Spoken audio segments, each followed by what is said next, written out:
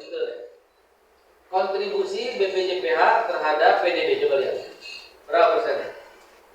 Kontribusi BPJPH Badan Tenaga Kerja Berhala terhadap PDB, produk domestik bruto. Coba, berapa persen?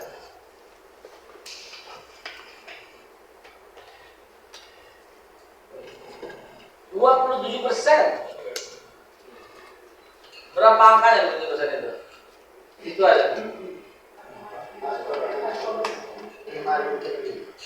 4.900 triliun itu laporan Pak Purbaya kepada Presiden triwulan ketiga. Jadi Januari sampai September yang baru dirilis. Kalau Januari sampai Desember 2025 ini bukan angka forecast ya Pak ya? Izin, bukan angka forecast, angka sudah terjadi 6.400 triliun. Maka dari itu yang menulis ini, yang menulis undangan ini adalah betul-betul orang yang sangat memahami industri halal seperti apa. Lagi lihat berikutnya ya, perkembangan industri halal tidak lagi terbatas pada produk makanan dan minuman, tapi meluas berbagai sektor, kosmetik, farmasi, fashion, pariwisata, keuangan, logistik. Kok ngepas sekali dengan tabel berikut ini? Yang bikin siapa? Yang bikin surat? Ente yang bikin, dia memeriksa, Pak Didi tanda tangan. Next, coba lihat dari mana? Dari mana Pak angka 6.400 triliun itu? Coba. Ini angka kekuatan. Sudah dibalik-balik. Ini kekuatan, ini juga. Ini kekuatan. Kalau mau lihat, mau perang, yang lihat ini. Kita punya penyelia yang terlatih 56.055 orang. Kita punya auditor 4.170 orang. Dulu sebelah kita 6.207 orang. LPH kita 133. Ini real sampai Agustus. LP3 kita 418. Di luar negeri kita punya cabang 114. Dan kita punya lembaga yang melatih 39. Setelah ini 40 sama Permanina. Amin. Warung semuanya dari 58.000. SPPG kita 11.000. Ya, SPPG 11.000. Dan lihat total pendamping mana? 142.000 orang. Total pendamping ini kan lembaga. Ini kan lembaganya namanya pendamping produk halal. Orangnya namanya pendamping produk halal. Itu 20 mana adanya. Coba menjawab surat itu. Next. Diagram bukan lagi. Nah ini dia. Nah ini Pak Didi mesti lihat ini sebenarnya. Ntar diulang lagi sedikit. Jadi ketika surat ini berkata,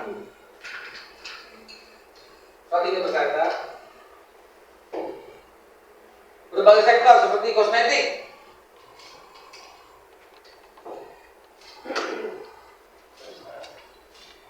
farmasi, ini sedikit,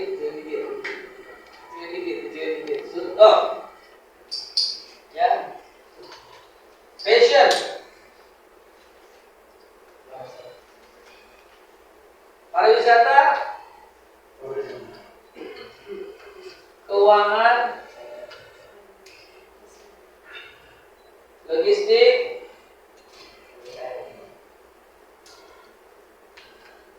dan lain-lain. Jadi ya udah cukup dengan baca ini. Terima kasih.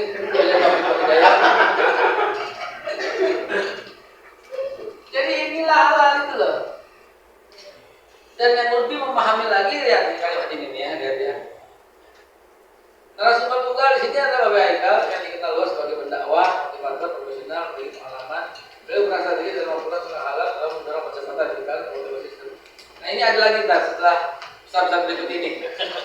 Pencapaian selama 2 tahun Pak ya. Itu outliers itu. Outliers apa outliers? Outliers kan di luar median kan rata-rata median kan modus yang sering muncul gitu kan. Kalau outliers kan khusus atas gitu kan, yang beyond gitu. Itu dia. Karena pencapaian 70% Pak peningkatan. Bukan peningkatan lagi kalau 70%. Coba lihat. Dari mana tuh bayar angka 6.400 triliun itu? Dari sini. Industrial production. Ada leather, kulit. Nah, ini aja udah berapa T gitu loh. Gimana maksudnya? Louis Vuitton yang masuk ke Indonesia masih halal, Pak. Ya dong. Brand Bubble yang masuk ke Indonesia masih halal, Pak. Apa tas yang mahal itu? Hermes. Hah? Hermes. Yang dipakai ibu-ibu pejabat. Loh, mereka kan pejabat sekarang gitu. Tapi yang penting bukan ibu yang pakai gitu kan. Yang dipakai ibu-ibu itu Hermes. Ya di sini kan. Itu Pak. Terus chemical, apapun bentuknya. Terus flavor, apapun. Terus ingredient, aditif, ini termasuk dalam industri. Namun unfortunately ini bukan di BPJPH. Di Pak Agus Gumiwang katakan kita yang dapat ke BPJPH. Mulai curhat saya. Makanya saya tunggu Pak Didi dari juga. Lanjut. Insurans juga kita ukur. Ya, insurans yang halal, investment bank. Tapi sayang banget ini bukan masuk kita, masuk ke mana? Bank Indonesia, Indonesia Syariah. Bukan lagi di kita 2 aja kita kecolongan. 3. Service facilities. Ini belum diterapkan ya. 2026 Desember ini. Ada tourism hospitality. Itu desa-desa halal, desa-desa ramah muslim. Islamic tours itu bukan masuk ke kita lagi. Halal tourism bukan masuk ke kita, masuknya ke Menpar, Ibu Menpar kita zong lagi. Jadi 6.400 triliun itu bukan di BPJPH tapi di halal RUC. Gitu, di halal RUC. Begitu farmasi, semua obat yang masuk masih halal dong. Itu apapun bayar. Unfortunately masuknya ke Pak Budi Gunadisadi. Menkes gitu. Itu kayaknya ada kopi itu kayaknya nggak ada saya itu. Itu kan tempat kopi itu bukan ya? Ada. Kenapa? Kayaknya sih dia tebak-tebakan doang. Nah, begitu juga yang lain di personal care sehingga mana yang halal?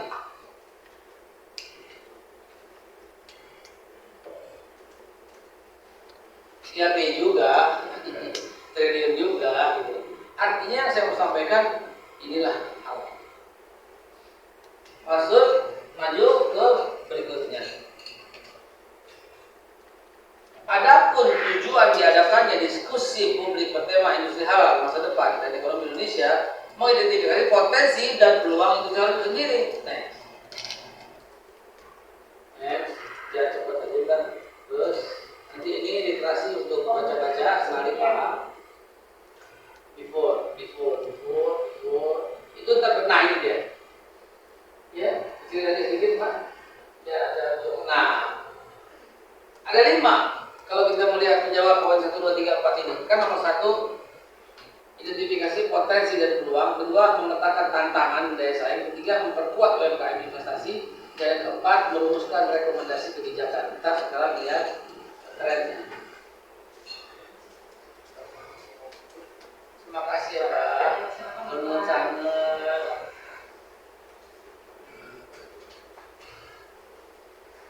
Ini peluangnya.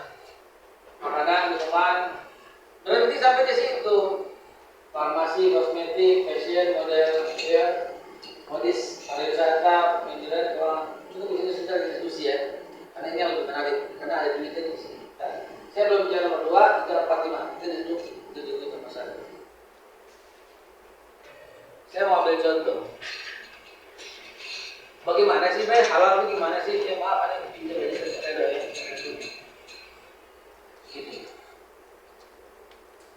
Undang-Undang 33 berkata, makanan, minuman, obat, kosmetik, dan barang gunaan lainnya, termasuk tekstil, jilbab, baju, celana, termasuk sampo, odol, sabun, semir, termasuk bedak, lipstik, apapun semua yang masuk ke Indonesia, diedarkan di Indonesia, yang masuk, diedarkan, didistribusikan di wilayah Indonesia, wajib bersertifikat halal. Sekarang si orang ini semuanya cuma lihat makanan dan minuman saja. Orang itu cuma lihat, berarti kalau ada ekspor makanan minuman atau yang lain harus halal, iya, tapi itu nggak seberapa. Kenapa? Semahal-mahalnya makanan, nggak ada yang sekali makan begini terus 10 juta, nggak ada. Iya nggak? Tapi kalau semahal-mahalnya kosmetik, sekali pakai 40 juta ada nggak? Ada. Mana lihat di situ? Baju yang sekali pakai 100 juta ada nggak? Ada. Ya kan nggak mungkin kalau baju 100 juta sekali pakai bayarnya cuma 10.000, 20.000 atau mungkin. Kalau makanan barangkali ya, karena bisa bulky. Disinilah peluang yang jarang orang. Salah satu peluang yang sangat jeli dilihat itu oleh, mohon maaf, Universitas Ari Ginanjar.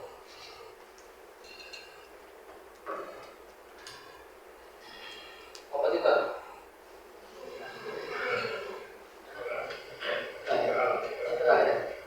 Di kampus ada kompetitor ya.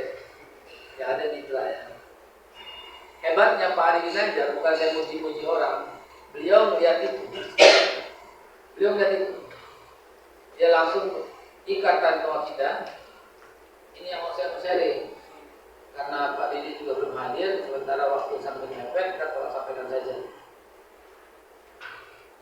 Langsung MOU sama kita. Mendirikan LPH di kampus, namanya LPH Universitas Ari Ginanjar. Mendirikan LP3H, lembaga pemeriksa halal pendamping. Oleh LPT lembaga pemeriksa halal. Itu lembaga pendamping proses produk halal. Mendirikan kampus pelatihan untuk mencetak auditor halal. Itu ntar peluang lagi tuh, ya itu dahsyat lagi tuh. Kemudian karena dia menjadi LPH, termasuk dia sampai LHR sampai luar negeri, berarti kalau ini contoh, ini kalau dalam negeri ya, ini kan dapat halal nih dari Prius. Nah, yang memeriksa bukan kita regulator. Yang periksa LPH yang kita tuju, yang ada di list kita, member kita, asosiasi yang berada di bawah kita.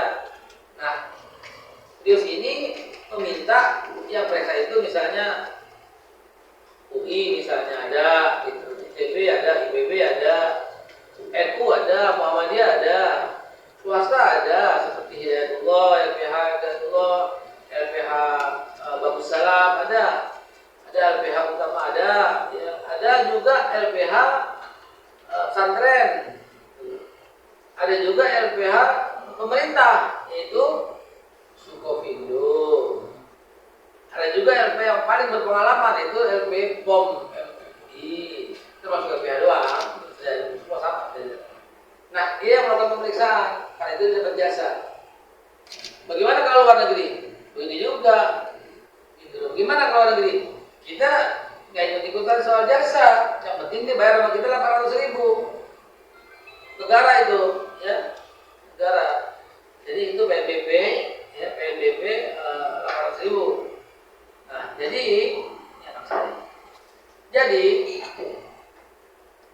di Cina yang saya tahu nih ya, di Cina ya, bagi contoh aja ya, selembar sertifikat halal itu 15.000 yuan, 38 juta. Padahal resmi PNBP berapa tadi? 800.000. Jadi selembar itu untuk berapa itu? Itu untuk one single product. Tahu nggak satu LHN mau masuk berapa? Bisa 100.000 produk. 100.000 kali 30 juta, 35 juta, 36 juta. Coba berapa duit itu? Coba. Enggak apa-apa dihitung biar teman-teman tahu gitu. Satu LHN dapat cuannya berapa duit? Coba. 35 juta kali 100.000 berarti 35 tuh 2 3 4 5 6 1 2 1 2 3 3.500 triliun miliar Pak. 3.500 miliar. 3.500 miliar. 3.500 miliar.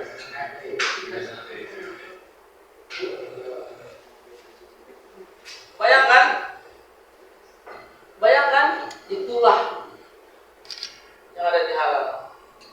Tapi itu untuk lembaga halal luar negeri.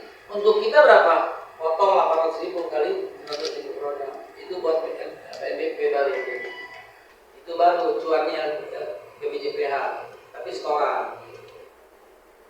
Kebayang? Oke, kalau kebayang, saya ceritakan satu kisah nyata dan fakta. Universitas Ari Ginanjar deal sama Uniqlo. Kebayang nggak? Berapa? Kebayang nggak? Semua produk Uniqlo yang masuk harus melalui Universitas Ari Ginanjar, LPH Ari Ginanjar. Kira-kira berapa baju yang ada di Uniqlo? Kalau Uniqlo yang di Tamrin, yang di Senayan, yang di Blok M, yang di mana? Yang di mall-mall itu kan banyak mall. Bisa mall yang di Padang, yang di Tasik, yang di Lampung, atau mall yang ada semua di sini sampai ke Medan. Itu yang kalau yang di Kalimantan ada kebakaran jangan ya. Dan di Jawa gimana? Di Bandung gimana? Semarang gimana?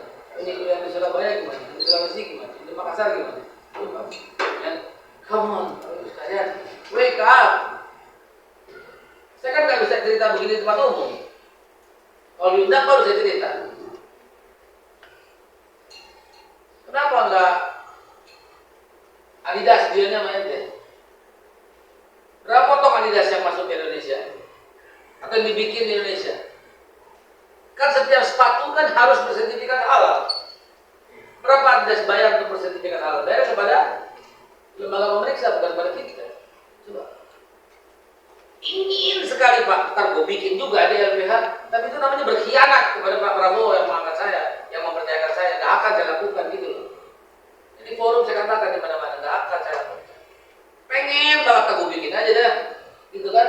Nggak mungkin itu mengkhianati presiden. Padahal saya yang tahu asal presidennya dan saya juga. Kalau saya bikin paling kaya tuh kan, konglomerat tuh kan. Kalau bikin, ya lariin aja ke kita punya semua. Tapi nggak akan saya lakukan itu. Demi kekayaan secuil mati, nggak dapat hitungan dari akhirat.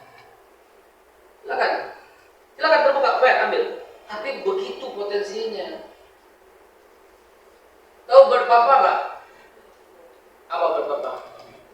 Kue sus, yang jajan tahu nih. Siapa yang deal dengan berpapa? Itu sertifikat halalnya ada berapa? Rasa apa? Coklat satu sertifikat, vanila satu sertifikat, belum lagi terigunya, belum lagi flavornya. Berapa? Siapa yang deal? Berapa banyak berpapa di seluruh Indonesia? Karena beda wilayah, sertifikat halal harus beda.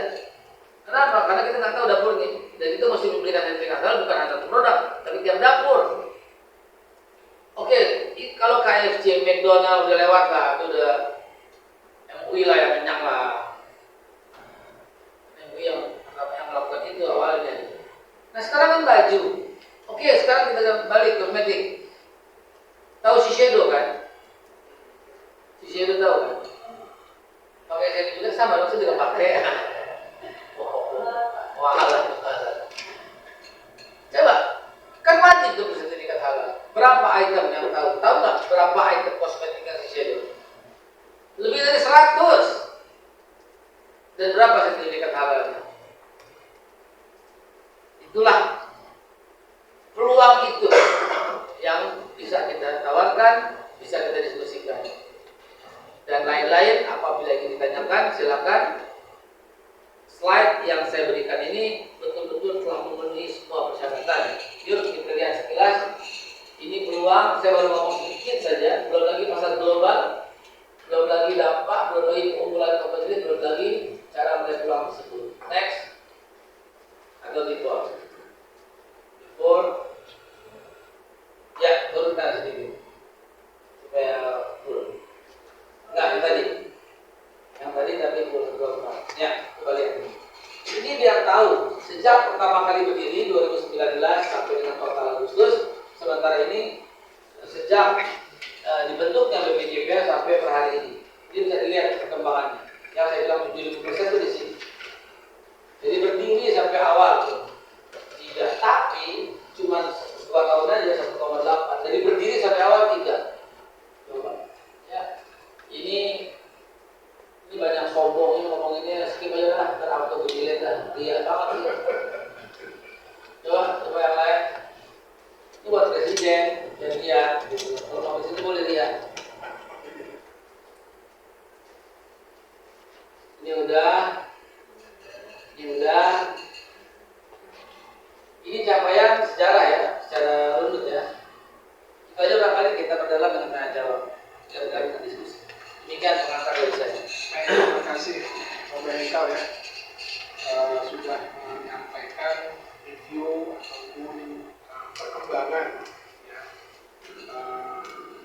jaminan produk halal ya, dengan produknya sertifikasi halal ya. Memang tadi seperti yang tadi katakan, tugas BPJPH ini hanya sebatas mensosialisasikan dan memberikan jaminan produk halal sertifikasi halal, tetapi regulator ya.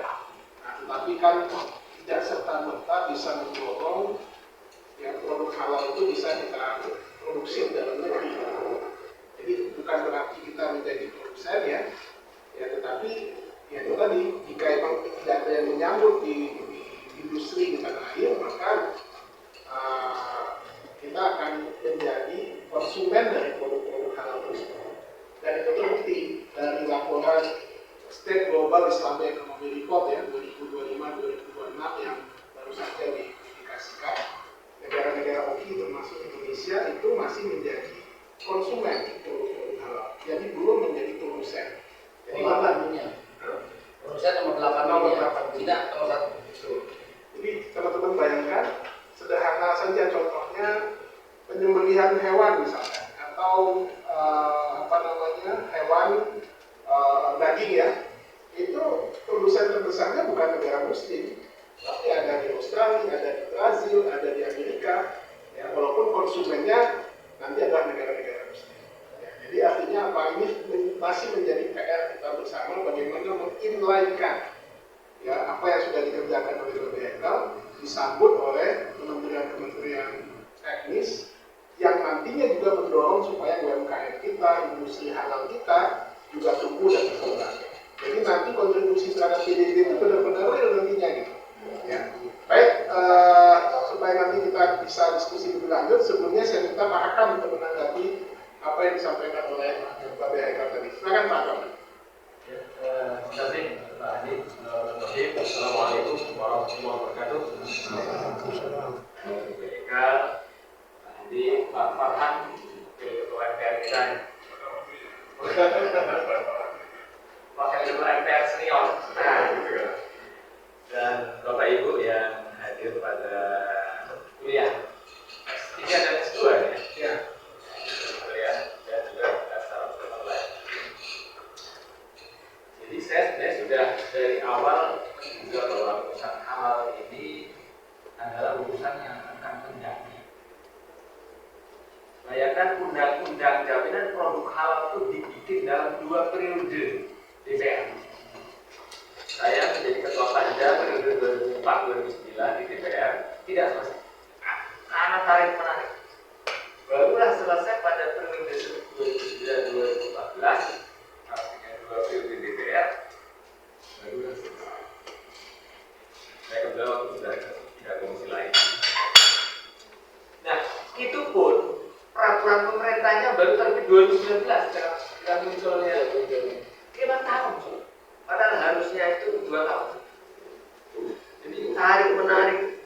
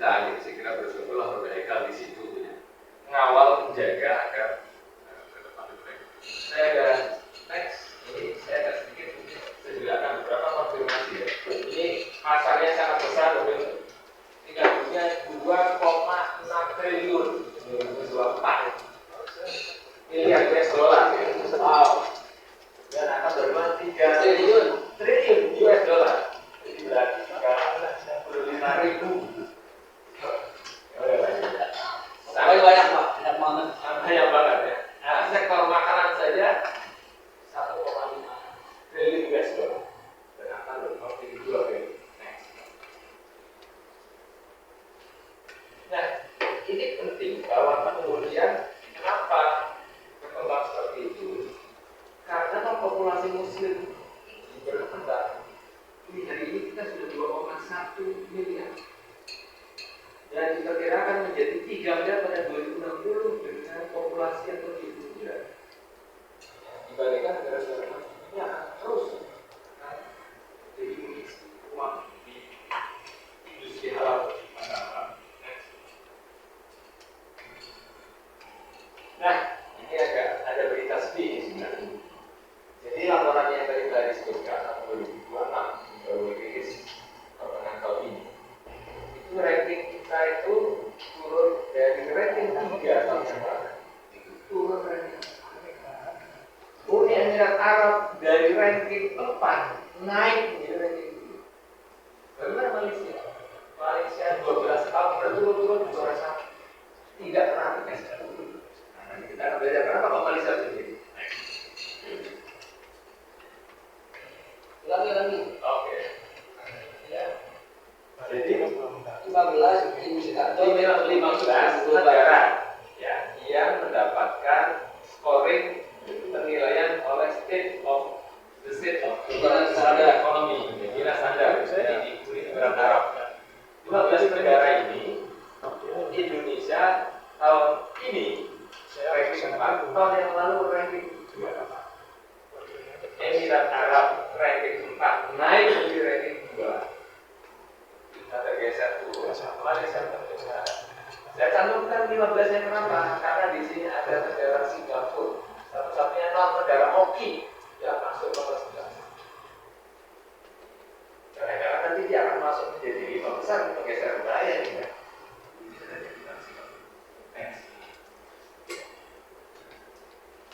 Nah ini tadi yang disebutkan yang berapa keuangan.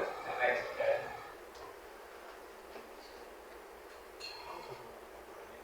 Oke, terus. Nah ini dia. Ini populasi negara-negara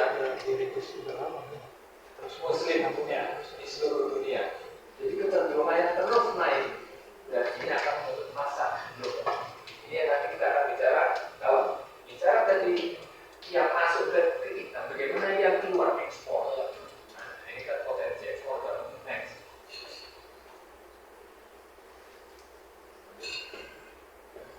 Nah, ini dia.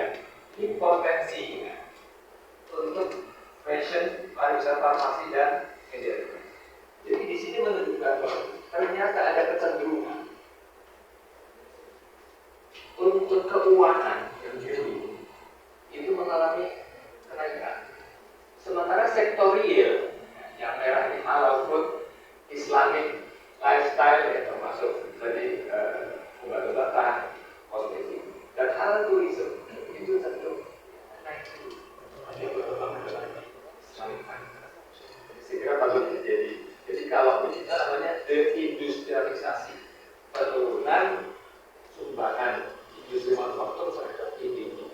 Jadi global pun itu kontribusi ya, sektor halal pun itu.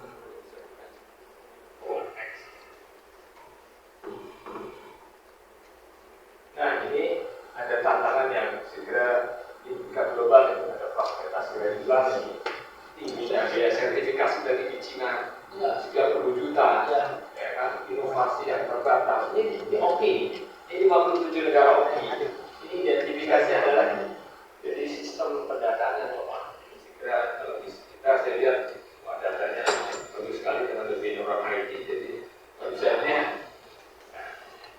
sumber daya manusia kesenjangan transportasi juta.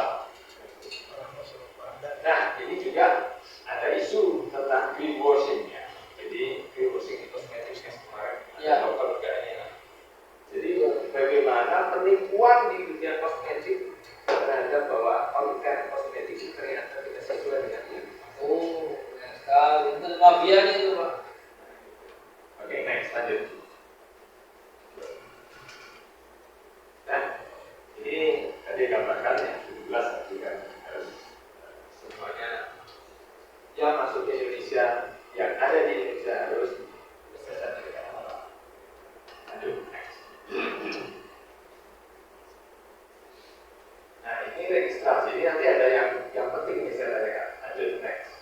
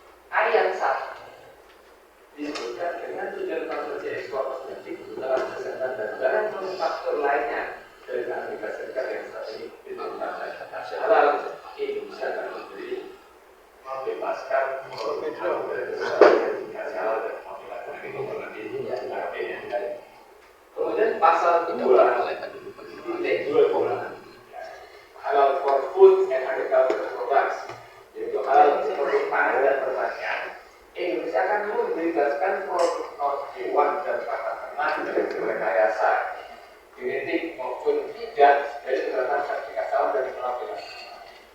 Ini menjadi isu. Jadi saya kira ini menarik sekali karena kesempatan BBK menjelaskan terkait karena ini kan isu yang kemarin saya beberapa kali diundang ya bicara tentang ART ini bukan asisten rumah tangga ya, tapi agreement jadi perjanjian tarif resiprokal dengan agreement. Next. Oke, lanjut. Oke, lanjut. Nah, ini penting. Top eksportir produk halal ke 57 negara. Siapa yang paling terlibat? Oh, yang terbaru Brazil 26. Ini baru meluncur tahun ini 4. Sekarang Cina kata. Ya, bukan. Jadi ini diluncurkan mungkin kalau data, jadi data 2026, tapi pakai data 2024. Ini yang pertama Brazil, Cina, India, Amerika Serikat, 4 besarnya itu non-obvious. Barulah Turki masuk, Indonesia ranking 9. Jadi dari 10 besar hanya Turki dan Indonesia. Turki nomor 5, Indonesia nomor 9 untuk sebagai eksportir produk halal ke negara OPEC ya. Ya, bukan nomor 1 sekarang, baru Brazil. Nah ini data terakhir, ini data terbit dari bulan Juni 2026. Itu yang update ya. Ya. Kalau yang saya, 1 Cina, 2 Yang Brazil, 3 Amerika, 4 India. Tapi 1, 2, 3, 4 mereka aja yang berempat. Cina dulu, baru Brazil, terus Amerika, mereka ke India. Nah, top importer. Nah, kalau ini kan negara OPEC semua. Paling gede Saudi, Emirat Arab, Turki, Indonesia ranking 4. Kita nomor 4 terbesar dalam impor produk halal ya. Kita bicara produk halal. Patut ini menjadi, jadi kalau tadi mereka bicara tentang apa tadi dari Hermes, dari Shiseido, produk halal ya. Nah, ada peluang juga ekspor sebenarnya kan gitu nih. Ada peluang untuk LPH impor. Ada juga peluang untuk para pengusaha dan sebagainya. Next, lanjut. Ya. Ini peluang ekonomi halal ya. Lanjut saja. Nah ini dia neraca perdagangan sektor halal di negara-negara OPEC itu defisit. Jadi mengalami kita minus. Waalaikumsalam. Dulu, siap dulu. Ada 2 acara. Siap dulu.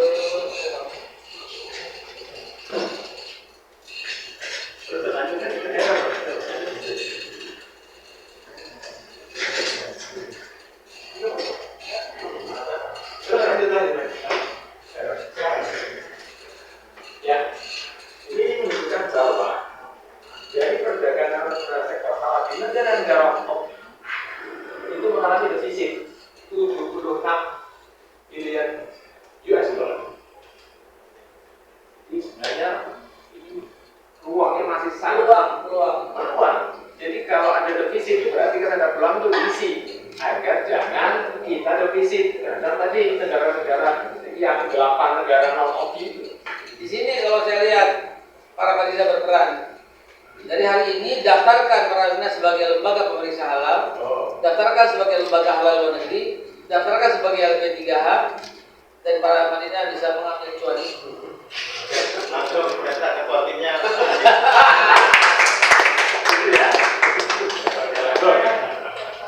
Ya dong, mantap gitu. Oke, next. Tapi kalau untuk budaya ekonomi halal, Saya tadi bahas surat ini udah confirm, surat ini udah jelas semua, clear sekali surat ini.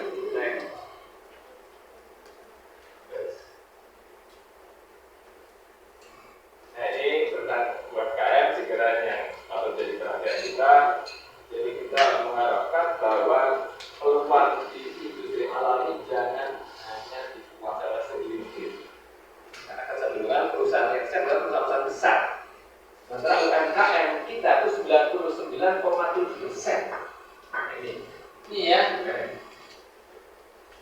4% ini Bernas nih. Bapenas ya kurang 1,3 mestinya. Karena yang terdata ada 56 juta pengusaha daftarnya berdasarkan NIB, ya 56 juta loh. Tapi yang bersertifikat halal baru 3,6 juta, ya cuma 3% Pak, kurang. Nah, kok sampai begitu peluangnya? Ya maka dari itu, come on gitu loh. Kan yang melakukan itu bukan BPJPH, tapi lembaga-lembaga yang mendampingi BPJPH, yaitu LP3H, Muhammadiyah, UI, ITB, U4, UGM gitu loh. Apa Hidayatullah, Kita lagi para Madinah itu. Pak Madinah. Tapi BPJP ya. Oh iya, siap. Kita apa kapten ke-11 mengatur yang baik lalu itu. Oke, jadi masih sangat rendah. Bayangkan dengan yang tadi seperti itu. Itu ada revisi. Jadi Bapenas 4 ternyata 3%. 3% saja 6.400 triliun. 400 triliun. 3% itu 6.400 triliun. Kalau 10%, come on gitu loh. Ayo Pak, itu Ya, jadi ini saya kira penting ya. Jadi memang apalagi berarti kan mendorong UMKM untuk bergerak kan. Oke, lanjut next. Jadi prospeknya saya kira penting. Pada saat tadi kita produksi saja tidak bicara tentang impor, tapi juga ekspor. Ya, jadi bagaimana kalau kita produk halal ini sangat besar peluang ekspor yang sebagai UMKM. Dan kita harus mendorong ini masanya era UMKM. Supaya kita bisa puas. Lanjut next. Nah, ini saya kira memang kita perlu melihat bagaimana hal-hal yang harus jadi perhatian ini di tingkat global. Ini dari tingkat standar ya, bagaimana yang menjadi regulasi dan seterusnya. Ini lanjut saja. Nah, sekarang ini tentang kisah sukses Malaysia. Bagaimana ini negara dengan penduduk hanya 30 juta. Indonesia hari ini 290 juta. Jadi Malaysia itu hanya kira-kira 11-12% dari Indonesia. Tapi selalu nomor 1 selama 12 tahun dari sejak pertama kali. Bagaimana itu? Nah, ini ada beberapa kira data yang menarik. Jadi yang pertama, memang dia melakukan upaya tata kelola dengan kedalaman, kredibilitas dan integrasinya itu betul-betul ditata dari hulu ke hilir, dari pusat ke daerah, swasta dan pemerintah. Ini memang dasar. Nah, langkah yang F1 hari-hari ini itu memang digitalisasi. Ini saya kira akan ada juga TKB tentang si halal kita. Nah, si halal. Jadi di MY halal ini itu ternyata memang sudah terintegrasi dengan global. Dan barangkali nanti si halal kita harapannya sudah terintegrasi dengan global sehingga tidak lagi manual. Tidak ini mungkin saya kira memang ya baru saja ya mereka sudah sangat lama. Tapi harapan kita akan mengejar nanti kalau digitalisasi kita sudah akan ekstrak. Saya optimis. Nah, begini backgroundnya orang IT. Kira mumpuni kita udah sebenarnya nanti saya cerita. Oke, ya. Nah, kemudian percepatan reformasi sertifikasi. Di kita juga ada terobosan macam-macam ya. Dan mereka juga tentu saja melakukan dengan upaya seperti itu, peningkatan kapasitas auditor, MPR tadi ya, menggerakkan seluruh elemen untuk sertifikasi ini betul-betul memang dimasifkan. Lanjut. Nah, ini promosi internasional. Ya. Ini saya kira juga kita perlu penting karena ekspor tadi orientasinya tidak hanya impor, tapi bagaimana orientasi ekspor. Yang ke depan saya kira ini memang perlu stakeholder nanti yang. Nah, juga kemudian bagaimana Malaysia dalam konteks ini melakukan upaya realisasi master plan industri 2020. Yaitu foreign direct investment mereka memang sangat besar. Nah, tentu dengan pengertian investasi. Besar ini Pak. World Halal Business Conference besok tanggal 21 2026. Ini apa kemarin? Kebetulan 2026 kita speakernya kita. Weh, apa? Kita. Babi nanti Jadi tiap tahun Malaysia mengadakan World Halal Business Conference. Iya, Jadi yang mereka lupa yang 2006 pembicaranya kita. dokter itu. Tahu ya. Nah ini jadi mereka menggunakan 1.000 kepentingan. Jadi memang mereka menguasai seluruh hulu hilirnya. Jadi jaringan pengusaha, jaringan pemangku kepentingannya seperti itu. Nah kemudian investasi dan diplomasi kebijakan inilah yang saya sering mengkritik, termasuk menyebut jadi calon. Bagaimana agar kantor-kantor kedutaan besar konsulat jenderal itu tidak hanya fungsi protokol dan diplomatik, tetapi juga ekonomi. Jadi kantor dagang itu mengkomunikasikan. Saya tahu Pak Najib yang di Madrid ini juga aktif nih mengkonekkan para pengusaha antar negara. Karena harus begitu, memberikan biaya negara untuk meningkatkan ekonomi negara. Nah, itulah yang Malaysia Itu pernyataan masyarakat itu bagaikan itu menurut saya yang Pak Harto menjawab tugas dan distribusi itu tugas ekspor. Nah pada waktu itu ekspor itu tumbuh 20%, distribusi tumbuh 2%. Terus mereka itu 8%. Nggak mungkin Indonesia dimakan. Nah peluangnya itu yang saya dicatat kalau mereka tadi yang di mobil ya. Wah, Ada bocoran ini.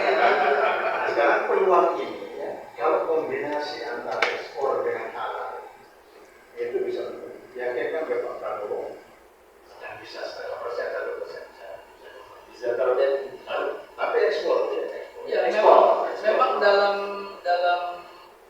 kabinet Pak, saya berani mengatakan bahwa 1% sendiri untuk mensupport sampai angka 8% dari kita bisa. Yang lain dari green economy, dari Iya, cuma sekarang harus kombinasi dengan ekspor. Karena pasarnya dalam. betul. Kita saya cerita tentang bagaimana kita berdebat 8 kali di resiprokal. 8 kali loh Pak. Saya dengan mereka loh. Saya cerita. Oke, next. Ayo. Terus resiprokal itu penting tapi. Ya, Karena penerbangan juga gitu. Kalau dia dari negara kita harus dapat lobby. Harus cukup telat. ya sedangkan dia meminta sepihak kalau kita nggak usah halal kan gitu kan dia maunya. Tapi itu di atas kertas, tenang aja. Oke, nah ini tadi juga yang penting, saya kira juga tentang bagaimana proses tata kelola sampai nilai halal value chain governance. Ini yang paling saya lakukan. Jadi bagaimana mengintegrasikan sahabat yang saya perkatakan dari bahan bakar, logistik, distribusi, pembiayaan, perdagangan, domestik, perlindungan konsumen. Jadi semuanya holistik. Nah, ini yang kita memang membutuhkan bagaimana kerjasama lintas dinas.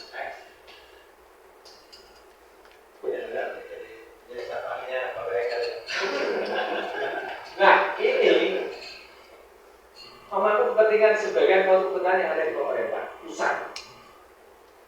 Saya beberapa kali sebenarnya mengharapkan agar Presiden menunjuk salah satu menko menteri koordinator untuk memimpin dan mengorkestrasi pembangunan ekosistem industri halal. Saya berpihak seperti itu. Makanya sering dikatain sama teman-teman itu menko halal dan menko halal. Berarti calon-calon menko halalnya sudah ada.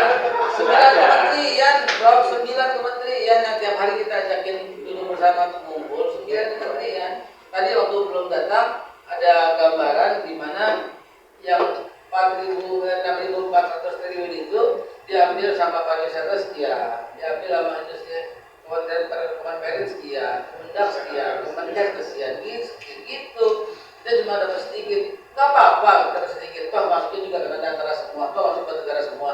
Tapi jangan sampai ada tumpang tindih dari segala prosesnya gitu loh. Tunggu saja di curhat begini. Kita bantu, kita bantu. Oke ya. Oke, itu UMKM ya, UMKM. Ya. 54 juta, ya, 54 juta UMKM itu yang menghalalkan siapa? Kita, tapi itu untuk kerjaan siapa? Pak Maman Golkar, ya kan? Betul kan? Yang membuat industri halal siapa? Kita lagi, tapi itu pekerjaan siapa? Bagus Gumiwang kata Sasmi dan Menteri. Yang membuat desa wisata halal orang muslim siapa? Kita Pak. Saya datang ke 3.000 desa Pak. Tapi kemudian yang akhirnya peringkat desanya naik menjadi ranking 2 buat siapa? Kementerian Pariwisata. Makanya saya bilang ini Menko halal dengan jangan gue ini gitu loh. Nah kita mau menjalankan orkestra itu seperti itu gitu. Kesehatan juga begitu bro. Saya sampai ikut tender, sampai ikut campur tender Pak di Kementerian Kesehatan. Ikut campurnya apa? Karena saya tahu ini vaksin ini babi, vaksin ini babi, vaksin ini babi, vaksin ini bukan. Saya telepon Pak Menteri ini saya tahu sumbernya semua karena ini bidang saya. Yang halal itu cuma Bio Farma. Jadi gimana? Bikin peraturan bahwa jalan dengan peraturan 33 yang menang Bio Farma. Sampai saya bilang gitu bro. Akhirnya menang bukan Bio Farma. Kalau Cina pada waktu itu jam 9 pagi itu. Saya telepon jam 9 lewat. Ketika saya tahu yang menang itu bukan Bio Farma. Saya telepon Pak Menteri respon banget. Dibatalin Pak. Dibatalin. Kemudian dimenangkan itu. Sih gue bilang. Gue lagi yang kerja tapi buat Kemenkes lagi gitu. Begitu. Kepalanya Amin. Kalau kiai jadi Kementan udah begitu Pak. Kementan ada nggak Kementan? ya, masa Belum masuk. Semua tempat pemotongan hewan RPH itu di bawah Kementan. Tapi yang menghalalkan siapa? Kita lagi. Yang melatih cara juru sembelih halal? Kita lagi. Kemudian Kementan ini tumbuh, peternakan tumbuh ya. RPU juga melakukan unggas juga. Untuk siapa itu? Untuk Kementan. Tapi yang kerja kita lagi gitu. Tapi kita ini punya, kita ada dua, ya, kita mau mengembangkan riset teknologi. Jadi kita itu, ini saya kita itu bisa dengan AI bisa menemukan produk-produk itu yang halal atau tidak lewat AI. Kita bisa satu ya itu lagi kembangkan, mohon dukungan. Tapi kedua kita mau mengembangkan riset tinggi ya. Di kota Pandi ini sekarang sudah ada itu saya dikaitkan dengan dokter, dengan program dokter. Jadi saya ikut saya nanti kita apa?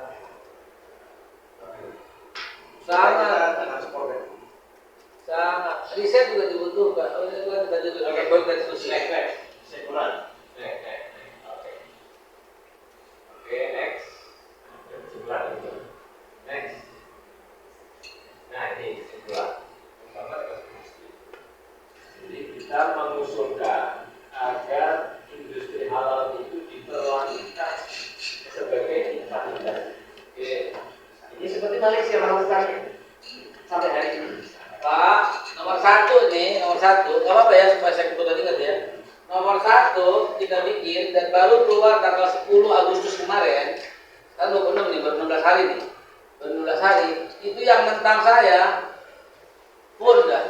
Masyarakat ekonomi Eropa, Amerika, kita ketemu. Eropa dari pagi Bulgaria. Terus yang dari lokal Pak, Persatuan Ingredients tuh, yang bahan baku, Persatuan sepatu, semua menentang dia kali gitu. Padahal ketika Australia kirim barang halal ke Saudi Arabia, hewan deh, dia cas $2 per ekor.